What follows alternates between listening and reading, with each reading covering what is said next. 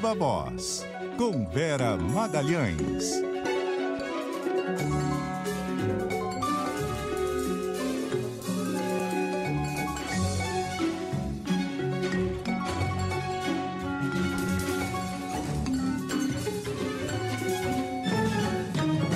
Vera Magalhães, muito boa noite, tudo bem? Oi, Débora, boa noite para você e para a Carol, para os ouvintes, também para quem nos assiste. Oi, Vera. Sexta-feira, dia de resumo da semana. Comecemos então pelo início. A semana começou com a notícia da autorização do IBAMA para a perfuração exploratória de um poço de petróleo na foz do Amazonas. Você considera que foi uma derrota para Marina Silva, embora ela tenha adotado um discurso bastante alinhado ao que o governo trouxe, né? O que o próprio ministro Alexandre Silveira trouxe?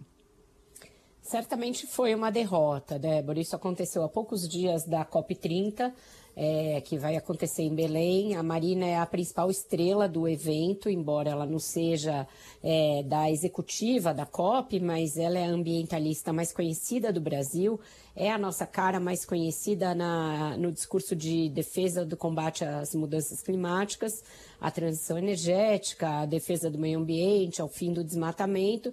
E esse projeto vai na contramão de toda essa agenda. Por mais que especialistas na própria área de transição energética, na área de energia, defendam que não é hora de abrir mão de uma jazida de petróleo absolutamente nova, que pode colocar o Brasil aí numa condição de soberania, de segurança energética para fazer a própria transição, isso não é o que pensam os especialistas em mudanças climáticas. O discurso dos cientistas e dos ativistas dessa área é de que não se deve abrir mais nenhuma frente de exploração de combustível fóssil, sob pena de não se conseguir brecar o aquecimento global para além do 1,5 graus, que é aquele limite já muito grave que a gente está prestes a atingir.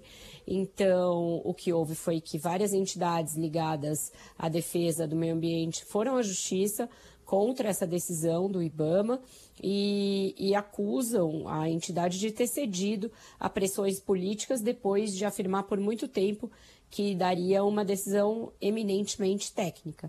A ministra tenta ainda manter o discurso de que a decisão foi técnica, de que cuidados extras vão ser tomados, de que o Ministério do Meio Ambiente vai exigir avaliações periódicas ali da área e também uma gestão ambiental bastante rigorosa, mas a gente sabe que ela não gostaria que isso tivesse acontecido e muito menos que tivesse acontecido agora. Então, sim, foi uma derrota para ela, uma vitória para Davi Alcolumbre, presidente do Senado, que é um dos principais defensores dessa exploração, e do ministro de Minas e Energia, Alexandre Silveira, juntamente com o da Casa Civil, Rui Costa. Ô Vera, antes de viajar, o Lula nomeou o Guilherme Boulos para a Secretaria-Geral da Presidência. A modo campanha começou aí para valer? Tá totalmente on, Carol. O Lula resolveu que ele vai para a campanha com esse discurso de defesa da igualdade, defesa de uma maior justiça tributária, distributiva, e para isso ele está apertando os laços à esquerda e não ao centro. Resolveu fechar ali um discurso desse sentido. Para isso ele quer atrair a parcela dos trabalhadores, dos novos trabalhadores, né, os trabalhadores da nova economia, que não são de esquerda, que não são petistas e que, portanto, ainda não estão no seu eleitorado. E ele acha que o Boulos tem as ferramentas para fazer isso. O Boulos levou um vareio nesse assunto em 2024, na disputa para a prefeitura, mas depois disso se aproximou de alguma maneira das lideranças de setores dessa nova economia, né, que é a economia digital, a economia uberizada, a economia dos novos empreendedores. E ele apresentou até um projeto de lei nesse sentido. Então, a ideia é que ele faça a ponte tanto com os movimentos sociais tradicionais, como aquele que ele representa, que é o do sem-teto, e o Lula está lançando uma série de medidas para moradia, porque acha que isso é um reforço importante nessa estratégia dele de campanha, e, ao mesmo tempo, ele também se aproximou desses outros movimentos que são mais dispersos, menos sindicalizados, menos organizados, e o Lula acha que ele vai conseguir atrair pelo menos uma parcela desse contingente para o seu território, para o seu eleitorado, acabar com uma certa aversão ao PT que existe entre esses trabalhadores. Agora, Vera, tinha também uma expectativa de que o presidente Lula anunciasse quem vai ficar com a vaga do ministro Luiz Roberto Barroso no STF, que esse anúncio fosse feito antes da viagem, o que não aconteceu. O que rolou? Ele está procurando não deixar muitos feridos e contrariados pelo caminho, Débora. Ele sabe que havia uma disputa por essa vaga, ele sabe que um dos candidatos era um senador que foi muito importante para ele, que é o senador Pacheco, que fez ali uma contenção de vários pedidos de impeachment de ministros do Supremo, que atuou em linha com o Planalto na época dos ataques de 8 de janeiro e que tem um padrinho que hoje em dia é fundamental para o Lula transitar com alguma chance de vitória no Congresso, que é o presidente do Senado, Davi Alcolumbre. Se as coisas fossem feitas de um jeito muito atabalhoado, Alcolumbre e Pacheco poderiam ficar magoados, poderiam ficar irritados e até mesmo dificultar a aprovação do nome do advogado-geral da União, Jorge Messias, no Senado. Messias deverá ser o indicado. Tudo leva a crer, tudo caminha para que ele seja indicado logo na volta do presidente. Ele não quer demorar muito dessa vez, não quer deixar a vaga aberta por muito tempo. Mas antes ele quer azeitar tudo direitinho com Pacheco e Alcolumbre. A autorização para a exploração do petróleo na Foz do Amazonas ajuda a contentar o presidente do Senado, mas pode haver outras demandas, pode haver outras conversas antes de que o anúncio seja feito. Então, o presidente preferiu fazer tudo com calma na volta, até porque tem muita coisa ali no Senado, o próprio projeto do IR está por lá, então qualquer passo em falso nesse sentido poderia precipitar uma nova crise com o Congresso, que é tudo que o presidente não precisa nesse momento. O Vera, por falar em Supremo, saiu o acórdão, finalmente, do julgamento do núcleo crucial da trama golpista, no qual está o ex-presidente Jair Bolsonaro. E as coisas estão animadas por lá, porque o ministro Luiz Fux pediu para mudar de turma. O que muda aí na correlação de forças na corte com essa mudança? Muda na própria turma, Carol? Porque ali agora, na turma para a qual ele foi, a segunda turma, se formou uma maioria anti-governo. Então já havia 2 ministros nomeados pelo ex-presidente Jair Bolsonaro, que são André Mendonça e o Cássio Nunes Marques, e agora o Fux, que não foi nomeado pelo Bolsonaro, chegou a ter até problemas com Bolsonaro quando presidiu o Supremo, mas que, nesse julgamento da trama golpista, acabou se aproximando bastante das teses da direita. Com a chegada dele, passam a ser 3 votos e apenas 2 que podem ter ali alguma proximidade com teses do governo, que são o ministro Gilmar Mendes e o ministro Dias Toffoli. Então, nessa turma, as matérias de interesse do governo podem começar a enfrentar alguma dificuldade a mais. Vai haver também um certo quiprocó em relação ao que acontece com esse julgamento da trama golpista, porque o Fux, apesar de ter pedido para mudar de turma, também pediu que quer terminar de julgar todos os núcleos desse processo, que os colegas dele da primeira turma não concordam. Acho que se ele saiu da turma, ele também abriu mão de continuar julgando essa matéria. Então, vem aí ainda alguma dose de rolo nesse sentido. E nas próximas semanas a gente vai ter a resposta da primeira turma em relação às tentativas da defesa dos réus do núcleo crucial da trama golpista de fazer com que sejam analisados embargos. Toda a jurisprudência, todas as decisões do Supremo são no sentido de que, como só teve uma divergência contra a condenação de Jair Bolsonaro e os outros 6 réus, não cabem embargos infringentes, que são aqueles que são capazes de alterar alguma coisa no resultado do julgamento. Então, vai ter muito pedido das defesas e provavelmente muita negativa por parte da primeira turma. Então, vamos ver como vai se resolver esse impasse, esse duelo, esse debate por teses, para que a gente tenha a certeza se as penas começarão a ser cumpridas já neste ano, já até dezembro, vai haver o trânsito final em julgado, ou se isso vai ser postergado, vai ser empurrado para o ano eleitoral de 2026. Vera, a grande expectativa é para o encontro no fim de semana, amanhã é sábado, domingo, né? Entre o presidente Lula e o presidente Donald Trump. O que esperar desse encontro?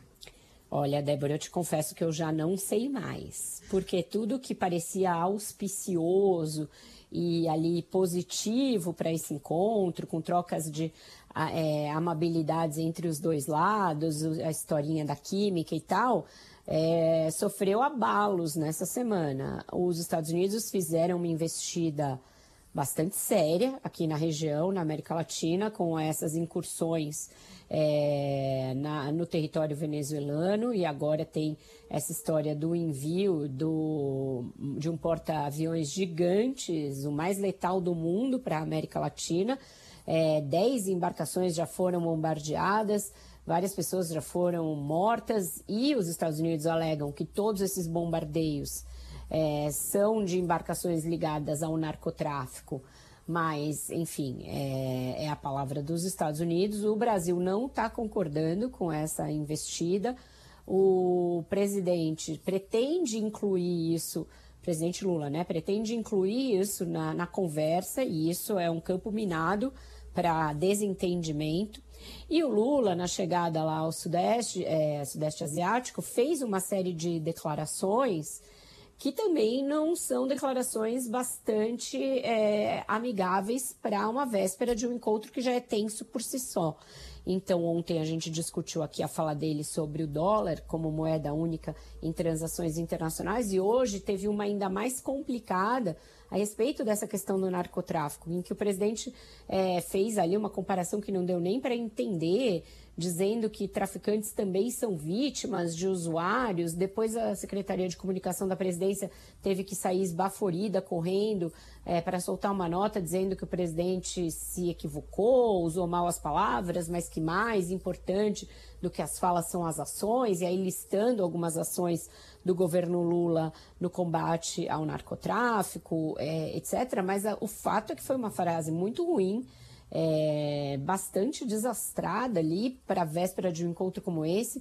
O Lula deveria ter ido para essa viagem já muito brifado: olha, não fale de improviso, em nenhuma hipótese, em nenhum momento, em nenhum lugar, deixe de falar de improviso, leia os seus discursos, se atenha aos temas da cúpula. Esse encontro é muito importante, então a gente já não sabe quais são as chances de prevalecer, por exemplo, uma nova política tarifária, a exclusão de outros itens do tarifácio de 40%, porque a coisa ficou nebulosa, de novo. Se o Lula chegar para esse encontro falando de Venezuela, a chance de azedar o clima de uma vez e nem se chegar a falar em tarifas é muito grande. Então, eu espero que o sábado seja tomado por reuniões de trabalho, reuniões em que o presidente vai ser municiado de documentos, de argumentos, que ele vai se cercar dos assessores mais moderados e não daqueles que gostam de ver o circo pegar fogo, porque a gente sabe que tem gente no entorno do presidente que gostaria de ver o circo pegar fogo.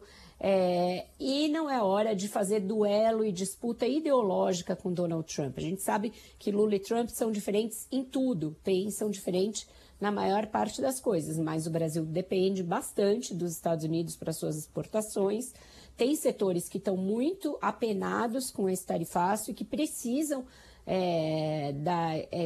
que os seus produtos sejam excluídos da lista, e o presidente vai conseguir um gol para si próprio se for para essa reunião e conseguir obter ganhos para o Brasil. Então é isso que ele tem que pôr na cabeça, que ele tem que ir lá e buscar o êxito na reunião. Goste ele do Trump ou não, concorde ele com o Trump ou não, tem que adotar uma postura pragmática, inteligente e moderada. Não é simples, porque o Trump não ajuda nem um pouco.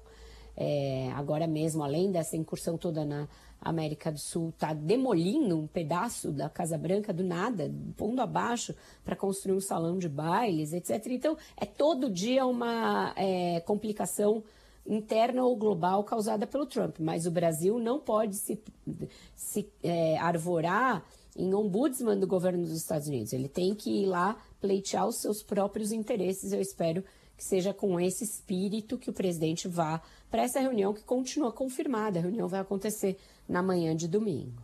Bom, não sabemos também, né, se ele foi brifado a não improvisar e simplesmente não obedeceu, né? Fato é que essa declaração de hoje, essa fala de hoje, deu munição pesada, né, para a oposição. E parte da equipe que está lá no Sudeste Asiático com o presidente Lula não dormiu, né? Passou a madrugada apagando o incêndio que essa fala gerou por aqui.